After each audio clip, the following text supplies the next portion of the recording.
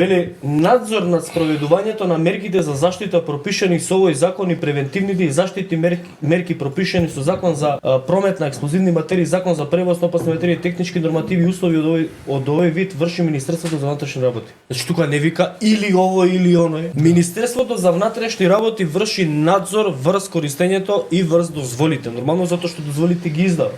Во вршењето на надзорот на овој член од во овој закон Министерството за внатрешни работи може да нареди тоа и тоа. Значи тука што може да направи во рамки на тие што се надлежности. Да не навлегувам повеќе во ова. Директно одговорни за оваа состојба биле тие во ОВР Кочани и они ќе пробуваат веќе, ама знаете како не била известена полицијата дека ќе има ваков настан. И тоа е неточно. Полицијата е должна или како што вели еден правен институт знаел или морал да знае. Бидејќи тоа му е обврски, тоа му е работа и одговорност. Полицаецот, началникот, инспекторот, командирот и така натаму, помошникот, сите знаеле или морале да знаат дека на ова место секој викенд 3-4 дена во недела се организираат настани на кои што присуствуваат повеќе стотици луѓе. Закон за јавни собири јасно определува што е јавен собир и какви се одговорностите на полицијата при вакви јавни собири. И согласно тој закон се одговорни полицајците и полицијата и цело ОВР Кочани и СВР Штип, па и директорот на БЕБ. Тие знаеле или морале да знаат дека секој викенд во тој објект се организираат такви